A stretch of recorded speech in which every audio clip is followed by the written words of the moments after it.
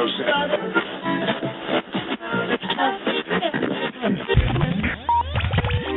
to Thrift Store Chats, Episode 3. I'm your host, Joe. On today's show, we got John from the Resale Rabbit.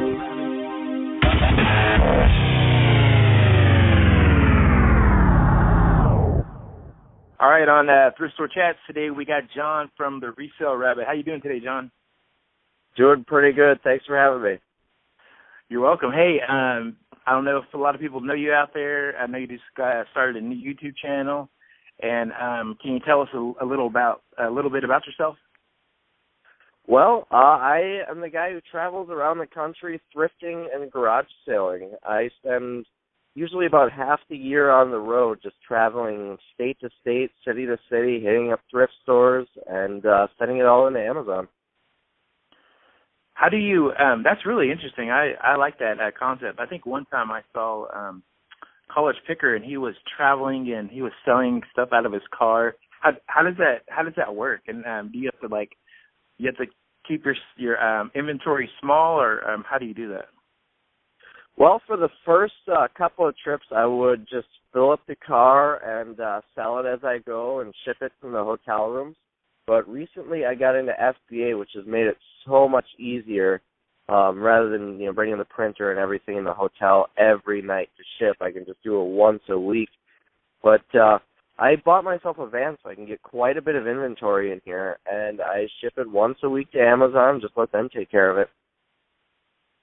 So do you what do you mainly sell on Amazon or focus on? I focus mostly on electronics, video games, some small appliances, but really anything that I can sell, I will buy it. How was your the outcome been by just doing that traveling and selling? What would you say, like, if you pick up a carload and then you sell it at the end of the week? How long till you start making money? As soon as it checks in. With the inventory that I get, I always look for the quick turns. Because being on the road, you can't really tie up a lot of money at any given time. So generally, once I send in a shipment, I will get about a quarter to a third of it sold within the first day or two, and at least half of it will sell by the end of the week. How did you get started doing that? Well, it was actually the College Picker. I saw his travel idea, and I decided to run with it. It gets very cold in the town that I live in the wintertime, so last winter was my first trip, and I went to the southeast, spent about 3.5 months on the road, and I liked it so much I decided to do it again this winter. Do you stay in your van, or do you stay in hotels, or how do you do that? I'm in a different hotel every night. Oh, that's cool. That sounds fun. What about, do you also sell on eBay also? The last trip I was exclusive to eBay just because I could get paid right as the item sold. But I ended up leaving eBay permanently around last October, so I'm doing it exclusively on Amazon now. I do a little bit of Craigslist if I've got a fast-selling item and I'm going to be in a town for a week or so. But for the most part, it's all Amazon. When you did eBay, did you source the same kind of things, or what did you source? I source generally the same type of items. I did a little bit of clothes and shoes, but not a whole lot. For the most part, it was still electronics, video games, ink cartridges, and the like. For those people out there who only do eBay and who are like me, I only do eBay, and like I hear FBA and that sounds all good, and I hear all the stories. If I want to get started? What's something like I should do to get started? What's something like an easy way just to get my feet wet? Well, I would start off with a small shipment. That's how I did my first FBA shipment. I had probably about 40 or 50 brand new video games that they weren't selling for a lot of money, and it wasn't really worth shipping while I was on the road. If a $10 item sells, I don't want to haul in the printer for that. So I was just kind of sitting on them, so I said, screw it, and I decided to take a gamble. So I would start with some slower-moving, lower-dollar inventory just to get your feet wet, a smaller shipment, and send it in and just see how it goes. You'll be hooked on the very first shipment when you see how quickly the merchandise sells. Okay. Well, what would you say for someone? I know you go to these small, you probably across some small towns, that doesn't have like a lot of stores to shop at. What are some? Could you source at Walmart, or what are kind of places that you could shop? Family Dollar. I mean, what kind of places should I go to, or whoever out there should go to? I don't do a lot of retail arbitrage, so I'm not the right person to talk to with that. I do mostly thrift stores, pawn shops, and garage sales. But the nice part about small towns, and I love them, is because there is very little to no competition.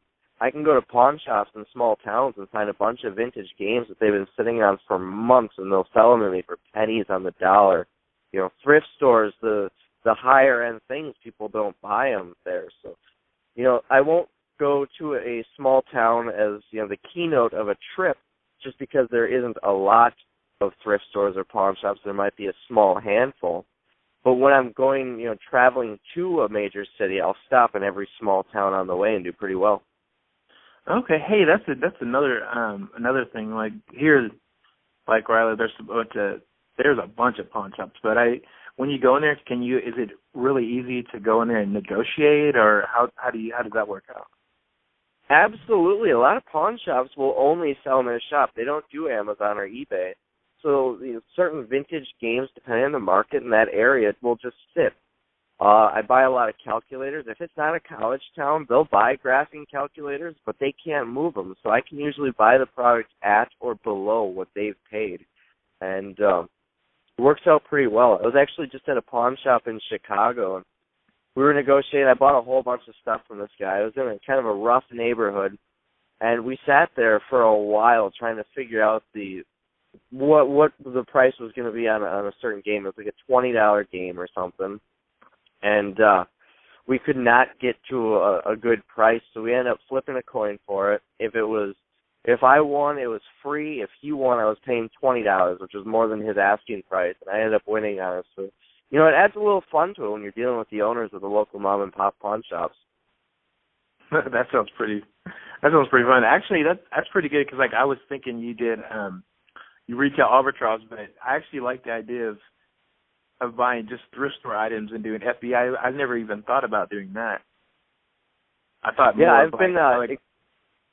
ahead. I've been exclusively thrifting since I started doing this. Thrifting, garage sales. I used to do a little bit of storage units when I was doing furniture on Craigslist, but it's all used merchandise with the exception of the occasional few new things that you find at thrift stores. So when the used stuff that you get from like our thrift stores, that's all you sell on Amazon? Yes. So what kind of used stuff can you sell on Amazon? Because I would think it was mainly new stuff. Just about anything. I mean, toys, video games, electronics. If it has a listing for it, there are a few items that you can only sell as new, like ink cartridges, for example. But for the most part, you can sell anything that's used. So do you just pretty much just go into a store, and how do you like that? What is it when you go to like a thrift store? What's like the first place you go to? It really depends on the store, but for the most part, I will go to the display case first, and I'll dig through there. Then I'll head to the electronics area. If I see carts or shelves of new inventory that has not been that's just being put out at that time, I'll hit that as quickly as possible. But I'll run through electronics, and then I'll run through toys and take a breeze through the rest of the aisles to see if there's anything good in there. I've always been interested in toys. What are some good toys that you like to go after? Or look for? In the toy section, I'll find a lot of Guitar Hero guitars. They always put them in there. I'll also look through the board games and puzzles. If it is new and sealed, it's always worth looking up. Any games that are new, I look those up. Lego sets, I'll find those new or used. There can be value there. Little handheld games can sometimes be worth money, so I'll look those up. For the most part, that's about it for toys for me. I always see that people do sell puzzles. Are those better to be new, or can we source used puzzles? The thing about used puzzles, if it says 1,000 pieces, it doesn't mean there's exactly 1,000 pieces. There could be 997 pieces. there could be 1,004 pieces, more of an approximate number. You can't just count out the pieces to make sure they're all there. You actually have to complete the puzzle. And that takes up a lot of time. And unless doing puzzles is a hobby of yours, it isn't one of mine, it's not worth it the time if you're doing it, if you're doing used ones. Yeah, that was not a hobby of mine. I struggle with some puzzles, so I probably have to pass on that. Now, if you really want to outsource, find an old folks home, donate all the puzzles to them, and once they finish them, you take them all back and sell them. Hey, there you go. That's a great idea. So, when did you finish your tour of the South this year? Once it started getting a little warmer, I started working my way north. I came up, I'm actually in Green Bay at home right now. Came here for a couple of weeks. There are quite a few birthdays around this time of year with family and friends, so I decided to come up and visit for a little while, but it's not really done yet. While I've been here, I did a 4-day trip to Chicago, a 3-day trip to Minneapolis, and I'm heading back out towards the Denver area in about a week. Okay. What do you so do you do this full time or is this part time?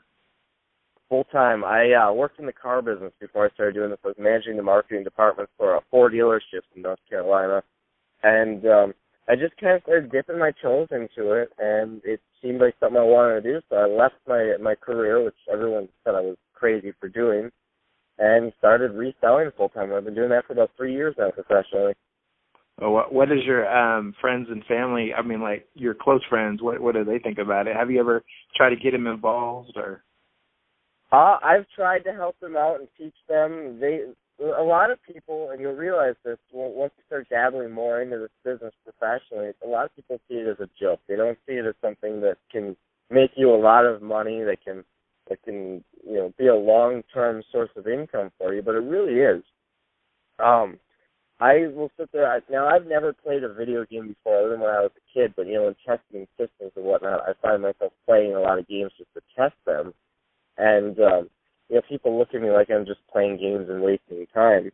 But you know what? I'm making more money, in many cases double and triple the money that my friends and family who criticize me are making. Yeah, totally. So when you're out and about and you get these video games and you got to send them in, how do you test them?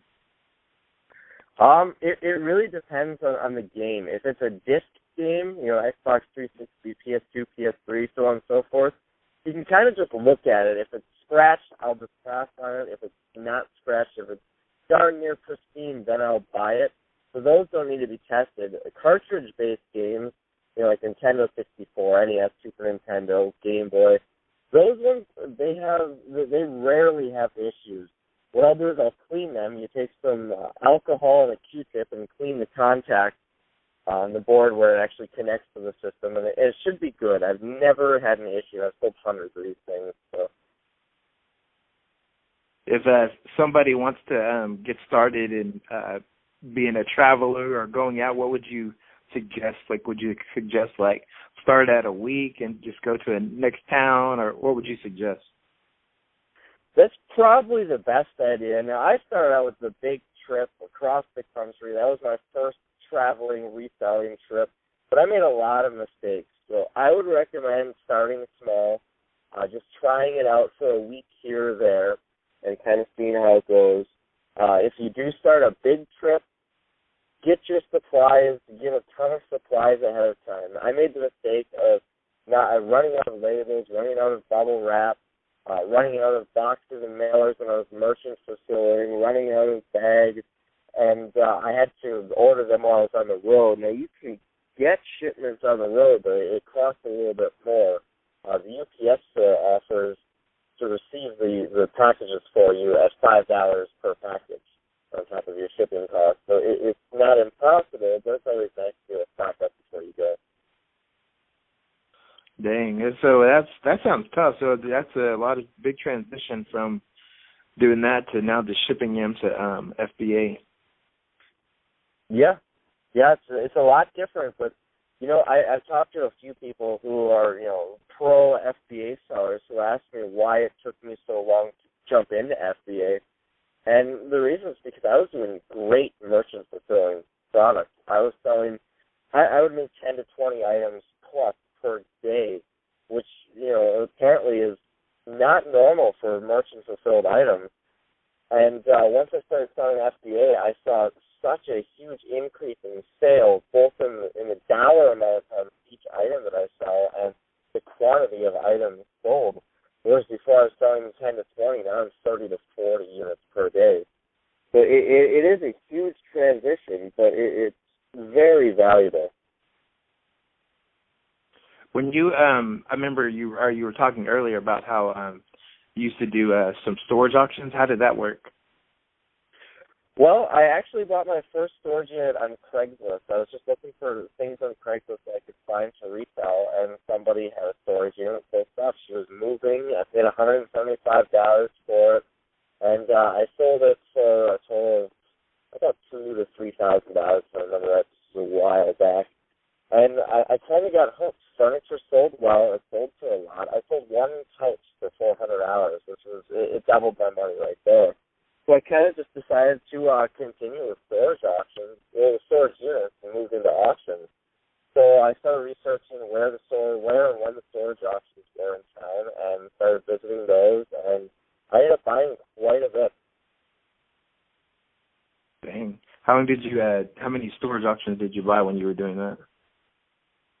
Usually every day that I went out, I usually go out once or twice a week to buy it. Buy 2 to 4 units depending on the quality, sometimes more, sometimes less. And then you also said you do Craigslist too, right? Sometimes? Sometimes. The occasional large or local item I'll throw on Craigslist. I don't do a lot of Craigslist because it takes a lot of time to meet with buyers, but certain items it's worth it. On this Chicago trip I just took, I found 2 acoustic guitars and a trumpet for $20 each, and those are going on Craigslist. I should be able to make quite a bit on those. When you do FBA, do you have to sign up for the Premier account to sell on FBA, or can you just do it with the basic account? Honestly, I'm not sure. I've had a professional account for a few years now, so it wasn't really a transition in that aspect. I'm sure that can be found very quick looking it up, but I would recommend it because with the individual account, they charge you $1 per item, whereas the professional account is just $40 a month, and you don't have to pay that $1 per item fee. So if you're selling 40 items per month, it pays for itself right there. Now with FBA, I'm selling about 30 to 40 items per day, and that's rising every week. So it's well worth it for me. But even for a small-scale seller, 40 items with FBA is not much. It sounds like a lot when you're first starting out, but it really isn't. And, it's well worth it. Now, if you're merchant fulfilling, I'm sure FBA might be similar to this effect, but a huge value with the professional account is you get paid every 2 weeks for whatever you sold. If you sold it on Saturday and your payment comes through on Sunday, you get paid for it the next day. Whereas the individual account, they'll place a hold on each sale for up to 21 days, so your payments come smaller and more sporadically. I think the $40 a month is well worth just getting your payment right up front every 2 weeks, just because you can reinvest that inventory and reinvest that money and make more than that $40 in potentially one product. Are you making more money doing the thrifting Amazon FBA than do you think people that are doing the retail arbitrage? Well, it really depends on your sales volume. I've met people who do retail arbitrage who make over $1 million per year, and I'm nowhere near making $1 million per year. But as far as the margins that I have, I am far above them. A lot of items I buy, I'm paying $1 to $5 and selling it for 10, 20, 30 times my investment. Whereas with retail arbitrage, if you would double your money after fees and everything, you would consider yourself a huge success. There's much lower margins with retail arbitrage. Now, that's not saying that retail arbitrage isn't worth it. It just requires more to invest. For example, thrifting, I buy a lot of ink cartridges. I'm paying $1, $2, $3 for these and selling them for $30, $40, $50. I dare you to find something at a retail store anywhere that you're paying $1 for and selling it for $30. They're few and far in between. Dang, that is really good margins.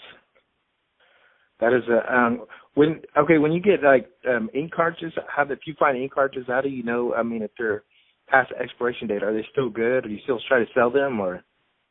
They are still good past the expiration date. The manufacturer just won't stand behind it anymore. It's kind of a warranty expiration. Now, sometimes they'll dry up. Sometimes they won't last as long, or they'll go bad. And I do have returns for that. And generally what I do, I just kind of build it into the cost. If a buyer says to me, the ink cartridge didn't work, I said, don't even bother returning it. Here's your refund. I apologize for that, so on and so forth.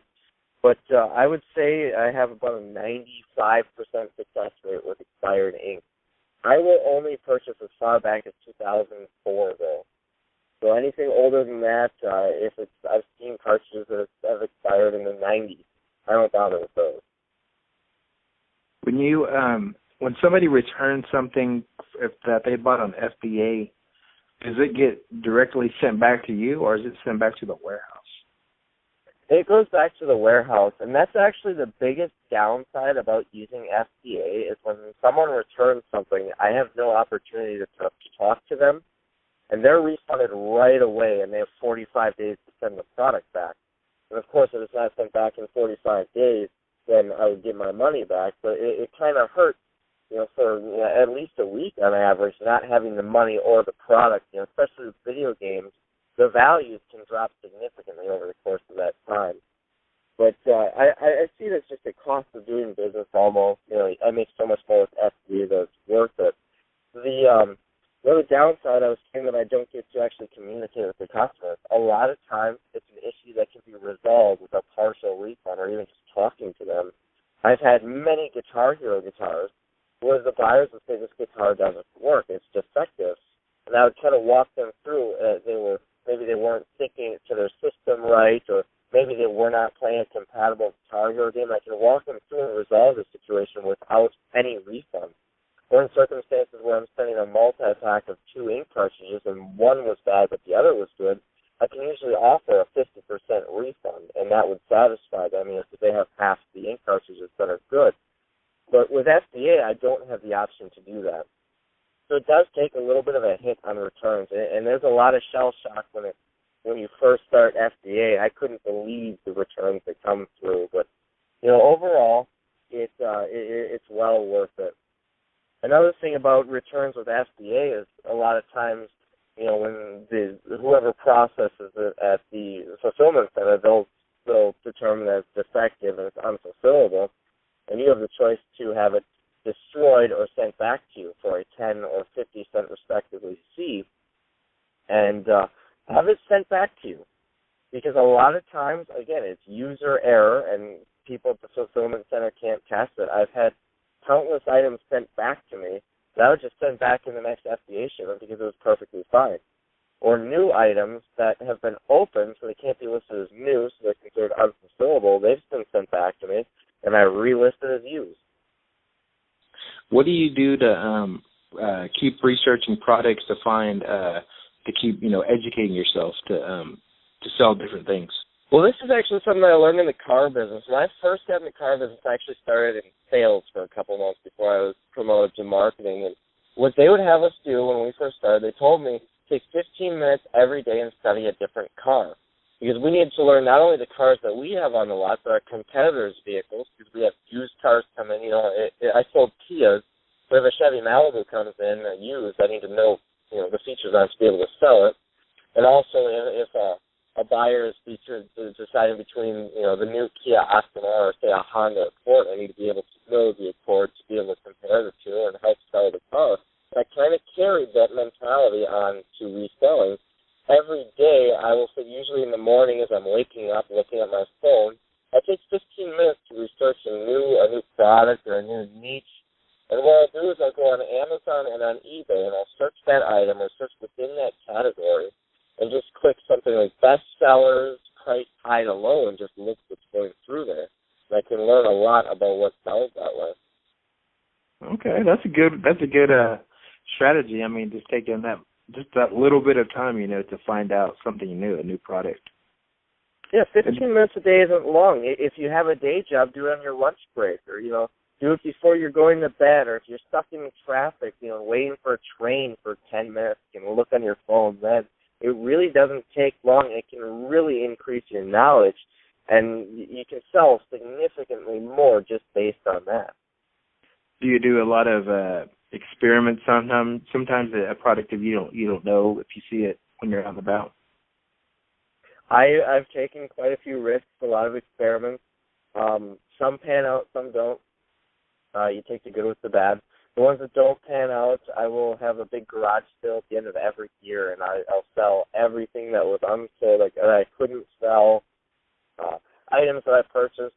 Occasionally I'll jump the gun on purchasing something and realize it's missing an accessory or something. And I'll sell those at a big garage sale at the end of the year, so it kind of helps out there. It makes the risk more minimal. When you're buying at thrift shops, you're only paying a couple of dollars for it. You can at least recoup your initial investment at the garage sale. What's one of your greatest flips ever? My best single purchase I found about a year ago, probably a year and a half ago actually, on Craigslist. Someone had, I don't remember the exact numbers off the top of my head. I'm just kind of ballparking. I did post this on Reddit in the flipping subreddit when I found this, but it was somewhere around 2,500 to 3,000 video games, all PS3 and Xbox 360, just loose discs. There was no price. So I thought, most people, they'll post video games in large lots and think they're worth $5-10 each. I figured this guy would want to trade it for a car or something. But I thought, screw it, I'll send him a message. I sent him an email. So, well, how much do you want for it? And he asked me to make him an offer. So I made him an offer of $500. And I expected if I did get a response, something like, get lost, did you know how much is worth, or something like that. And his response was, I really couldn't see myself accepting more than $750. 10 minutes later, I was at his house for $750, and I ended up making about $15,000 to sell on him. Oh man, that's really good. There Did was, you have to take? Go ahead. There was I called them a cake dish. Those things that you can get blank CDRs or DVDRs where they're all stacked up inside this cylinder. There was one of those that was about 12 inches tall that was filled with Call of Duty Black Ops, and at the time I could get $15 for that game, and they sold like hotcakes. And there were a ton of other games in there. A lot of them were scratched, but I actually invested in a disc resurfacer just for the purpose of this lot of games. Yeah, totally. Do you take that with you when you're traveling? I wasn't traveling at the time when I bought those, so those were all, I did that from home. I took the remainder of what I had when I was traveling. I had maybe 500 games left. What I did with those, because I was just doing eBay and I didn't want to do the small $10, $15 sales, I would lock them together. The junk games, your sports games, when I would be loaded in with those. I would sell them in lots of 10 for like $30 on eBay. Yeah, well, that's pretty good. So that was over a year ago. Yes. Do you still have games from that are selling? Oh, those are long gone. Long gone. Did you have to pack that in your van? I actually didn't have a van on that trip. I was driving in a small Honda Accord. Oh man, that's pretty good. Yeah, that filled up very fast. I learned that I need a larger vehicle. Actually, before this trip last January, I went out and bought a minivan, a 2006 Ford Freestar, and it's well worth to get a van. The seats fold down. You can store so much product in here. And personally, I like to sit up higher when I drive, too, so it makes the long drive a little bit nicer. Do you look on Craigslist every day to find any kind of other products? I mean, not sell, but just to buy? Yes. I do a lot of Craigslist buying, actually. The margins are lower, but you can do well on there. I always look up Guitar Hero guitars, printer, ink, GoPros, Harmony remotes. I have a list of things that I look up, and whenever I get to a new city or I'm approaching a city, I'll sit there and look them up, try and find a decent supply, especially if I'm going out of my way to a town. If there's something that I want to see that's a little bit out of the way, because I do a lot of sightseeing on these travels, it makes it worth it if I have a bunch of purchases lined up that are going to make me $500-600 before I even get there. So I know you said that you used to do eBay, but you don't anymore. What happened with that? Well, I think it was about a year ago or so, eBay enacted a new defect rating system, which really was detrimental to sellers. And that started to come to me, where it was my defects were going through the roof, well above the 2% requirement or 4%, whatever it was. And I was on the edge of getting suspended indefinitely. So what I ended up doing was just saying, screw it, I'm done. I'd like to have eBay on the back burner just in case I ever need it. So I just decided to stop selling there. And mind you, I had a 99.8% positive feedback with 4.9 or 5 stars in DSR ratings. Wow. I was selling quite a bit. I was doing very well on paper. But the defect rating is what really kills you, because buyers are idiots. I would have people open up an item not received cases literally minutes after they ordered it. And that's even if it's decided in my favor, it's a defect. So it just wasn't worth the hassle for me. I didn't want it to get to the point where I have a ton of eBay inventory, and next thing you know, guess I can't sell on eBay anymore.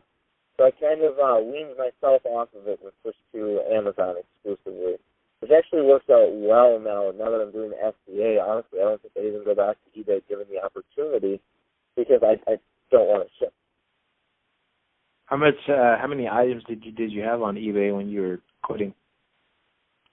It really varied. At my peak, I would sit around 200 to 300 items. Sometimes I would average lower. Mostly, I would still mostly sell on Amazon, but I would put lotted items on eBay. I would put defective items on eBay, incomplete items on eBay. I bought a lot of phones that were broken or had bad ESMs, cell phones, and I would sell those on eBay really well because people think they're junk, so I get them for next to nothing. I would, as I picked up the junk video games, the PS2 games that aren't worth retailing, I would put those, a lot of 100 of them, geared towards a reseller with a store or something on eBay. What's like your daily routine now that you're at home? What's your what do? You get up and you I know you do your 15 minutes of research, but what do you do after that?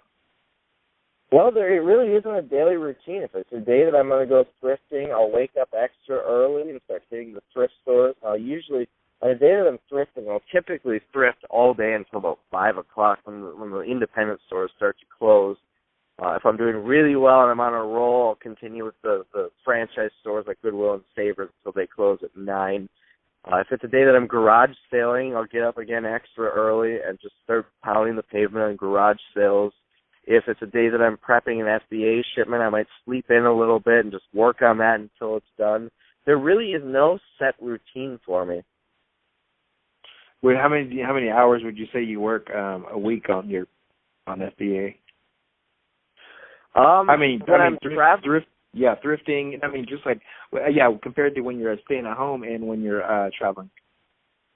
Yeah, well, when I'm traveling, I work a lot more hours because there are days where I won't do any work at all because I want to sightsee. So I will probably work from the moment I wake up to the moment I go to bed when I'm traveling. And then, I'll do that 3-4 days a week, and then I'll take another 3-4 days a week to do sightseeing and, meet people. I meet a lot of people on the road, people who are resellers. I'll meet them through Reddit, through Facebook, the different channels, and talk to them. I'll meet just random people in the hotel bars. So when I'm on the road, because I spend so many days just not working, I try and work as many hours as I can when I am. Now, when I'm home, it is a little more routine. It's more like a 5 to 8 hour day, 5 days a week. So when you're on the road traveling and you're it's the day to put everything on FBA, do you have to bring everything from the car to the hotel room, or how does that work? Yep. I have how I organize my inventory is I have a couple of big plastic totes, like the ones that you can get at the store to store things in. I have a couple of those, and they just sit in the back of the van, and as I buy stuff, I just put it in the tote. I don't even take it out of the bag. I don't take the receipt out of the bag. I just throw the bag in the tote. And once they fill up, I have usually 2 or 3 of them in there. Once they fill up, that's usually about 4 to 5 days of thrifting or so. It really depends if you get a lot of bigger or smaller items. I can usually bring them in pretty easily when they're boxed up like that. And most hotels will have kind of a luggage cart that I can use that'll really help out. And I look less like a crazy person when it's all in totes as opposed to stacks of Goodwill bags and Guitar Hero guitars. Yeah, I don't have a Savers here. I'm from Oklahoma, but we have a lot of Goodwills and a lot of like mom and pop thrift stores that are church thrift stores. So our thrift malls. Sometimes I go to antique malls. It just depends. But that's the kind of stuff I usually thrift at. I've never been to a Savers before, so. I love the church thrift stores because it's usually stuff that's just donated by the congregation and the little old ladies that they don't know the value of the electronics. Now, sometimes that can be detrimental. They see a video game, it might be Madden 2005 for the PS2, and they think, well, these are $60 in the store, so I'm going to price it at $40. But for the most part, they think it's worthless, and they'll just drop it down low. And a lot of them, it's kind of funny. They think that the video games are actually DVDs, so they'll price them like $2 as DVDs. Do DVDs sell pretty good, or do you even sell those? I used to sell them a lot before they were gated on Amazon. What I would do is I would buy collections for $1 each, 300-400 DVDs at a time for $1 each. And I would go through them, and of course, I'm a big DVD fan. I'm old-fashioned. I like to have my own DVD collection, so I'd pull out the ones that I wanted to. But I would pull out anything that was valuable, and the rest would go straight to a pawn shop where I'd get my $1 each back. So essentially, I'd just have valuable DVDs now that are invested at $1 each, and I would put those on Amazon. But now they are a gated product, so you need approval, and I'm not going to bother going through all that for DVDs. So typically I don't buy them anymore. On occasion, you'll find one that is under the $25 MSRP that's still worth selling. For example, I found Seinfeld Season 1 and 2 is one DVD set for like $1 or $2 at an estate sale, brand new sealed. And that one wasn't gated because MSRP was like $18. Have you ever, like you said, you sell them back to the pawn shop. Have you ever sold anything back to the pawn shop to get money that you found out thrifting? Yeah, actually. I was at a pawn shop in, where was I? I think it was the middle. I was going between Flagstaff and Albuquerque, so somewhere in Phoenix or New Mexico, small town, and they were charging through the roof for their games. And it was because that is the only option for like 100 miles. If you want video games, you have to go to that pawn shop, so they kind of had a monopoly on the market. So they charged quite a bit. So I took a bunch of my junk games, sports games for the Xbox 360, PS3, games that I pick up for 50 cents or $1 that I'll pick up just because they're cheap, that I can't sell on Amazon, and I sold them to them. I got like $5 a piece for them. Man. Sometimes I will sell to the pawn shops. Certain items that are just tougher for me to sell or larger that might sit for a while, I'll sell to the pawn shops. For example, these guitars and the trumpet that I mentioned earlier.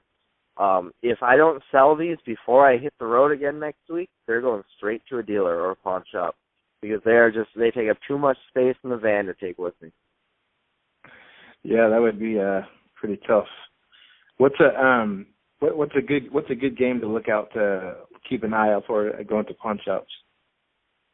My favorite game to buy at pawn shops is Madden 2009 for the original Xbox. Because it's an old sports game, so they assume it's worthless, and they'll price it next to nothing. But Madden 2009 is the final Madden game for the original Xbox, so it holds its value at around $30 to $40, even more around Christmas time. So that's always a fun one, and, being from Green Bay, a Packer fan, I'm a huge Brett Favre fan, so Favre is on the cover, so I can usually spot it pretty easily. Since you do live in Green Bay, and is there like a lot of Green Bay stuff at thrift stores? Do you pick that up? There is a lot. I mean, Green Bay is a very unique town when it comes to football. It could be the middle of the off season and the Packers are still headline news here. People are diehard fans here. I've never seen any other team, and there are teams out there like the Steelers, the Cowboys, the Patriots that have huge diehard franchises, with huge fans, but it's nothing compared to the Packers, which is kind of cool. But I will find a lot of jerseys at thrift stores that when I'm in Green Bay, I can flip them like nothing locally. If I found an Aaron Rodgers jersey, an authentic, stitched jersey at a Goodwill, even out of state, I've found them as far as Florida for a couple of bucks. When I get to Green Bay, I'll throw it on Craigslist for $50, and they'll be sold within a couple hours. I'm also an avid autograph collector, so I can kind of, a lot of, especially with the Packers, a lot of more popular players, I can tell whether an autograph is legitimate or not just by looking at it. So that really helps me when I find the autographs in stores, and some thrift stores on a rare occasion will have them. A lot of pawn shops will have autographs. So if I'm in another state, say New Mexico, and I see, a Packers autographed helmet or something, I'm able to know, looking at it, whether or not it's authentic or not. And I have a better market in Green Bay to sell it than they do in New Mexico. So you just keep it till you get home, or what? It depends on the size. If it's small, like just an autographed picture, then I'll just, I'll throw it in a folder with some cardboard to protect it. I'll, throw it in my suitcase or something. If it's a larger item, like a helmet, I might ship it back. It really depends on the item. I mean, I don't find a ton of autographs. It's not like something I'm going to find weekly out there. In the last few months, I think I found 2. Do you, like when you go to different towns, do you try to see like what's local there that the locals don't pick up, and then you try to pick it up? Like Green Bay and Green Bay. Well, absolutely. I will in the South. I pick up things that are destined for cold weather climate all the time, and they sell well because they'll sell well on Amazon. They'll also sell well locally in the North. But I get them cheap in the South because who's going to need, a snowsuit in Phoenix? And on the other side of the coin, I will buy stuff that's, for warmer climates in the middle of winter in the North. My first big retail arbitrage thing was a bunch of Weber grill parts that were clearance at the Home Depot in northern cities. It was like March. There was still snow on the ground. It was freezing, still getting below zero in a lot of places. But so that's why they were clearancing the stuff. But you know what? In Florida, in North Carolina, in New Mexico, in Texas, it's beautiful, sunny weather. So I was picking this stuff up for pennies on the dollar, sending it to FBA, and it was selling really well to southern cities.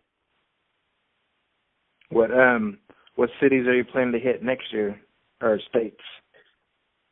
Next year? Play it by ear. I will definitely be in California. I was at the Super Bowl this year, and it was so much fun that I'm going to do it every year. So I will be in California for that. Probably working my way down there. I do really like the Southeast. I prefer it over the Southwest personally. So I'll probably be spending a lot of time in the Southeast again.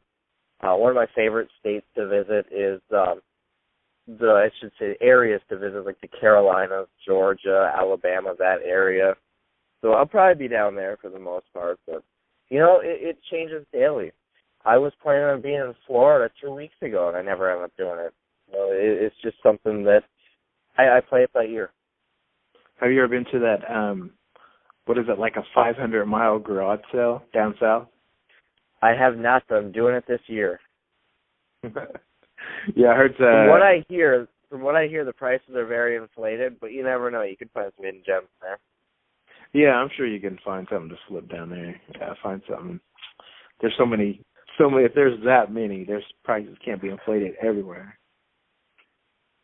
Problem is, it takes a long time to walk 500 miles. Yeah, exactly. Hey, Forrest Gump, he tried it.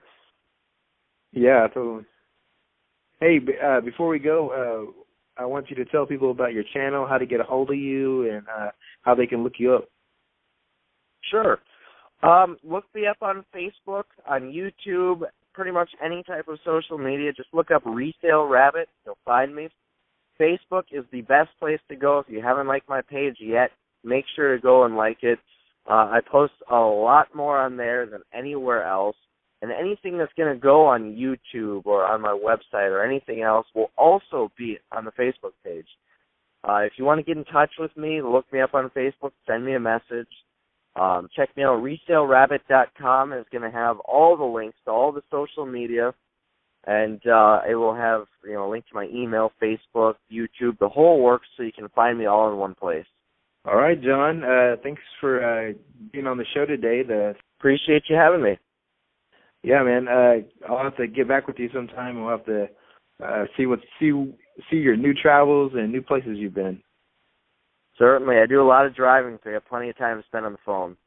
All right, man. Thanks a lot. Have a good day. You too.